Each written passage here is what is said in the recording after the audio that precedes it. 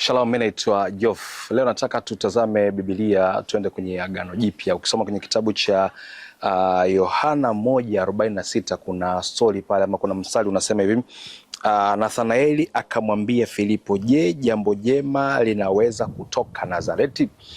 Nazareti ilikuwa ni miongoni mwa miji midogo sana ambayo ilikuwa haina umaarufu wala pia ilikuwa haina watu maarufu. Sasa Nathanaeli aliposikia kwamba Yesu ametokea Nazareti, alikuwa anamuuliza Filipo. Alikuwa na wasiwasi kidogo, yani kwamba neno jema linaweza kutoka Nazareti, au kwa maana ya kwamba yani kuna nabii anaweza kutoka Nazareti, au mambo makubwa yanaweza kufanyika kutokea kwa mtu anayetokea Nazareti. Hichi ndicho ambacho Nathanaeli alikuwa anakishangaa, kwamba alisikia habari za Yesu na mambo ambayo alikuwa anayafanya. So wasiwasi wake ulikuwa kwenye mahali ambapo Yesu ametokea. Sasa kitu ambacho nataka tujifunze leo hapa ni kwamba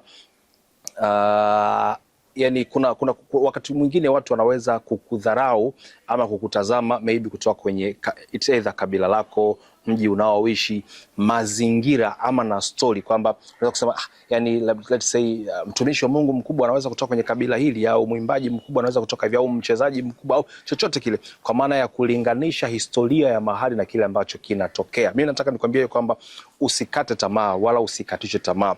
Yani kipaji au chochote ulicho nacho kinaweza kuzaliwa ndani yako, si kutokana na mazingira uliotokea, ni kutokana na kile ambacho Mungu amekubariki na wewe kuamua kukichukua, kukifanyia kazi. Hapa tunajifunza mfano mzuri kabisa kutoka kwa Yesu. Nathanaeli alishangaa na kuuliza swali kwa Filipo kwamba je, neno jema linaweza kutoka Nazareti? Na ukiangalia kwenye Biblia Yesu alifanya mambo makubwa na ya ajabu. Kwa hiyo unachokifanya hakiangalii sana wewe umetoka wapi, au wewe ni mtoto wa nani, au background yako.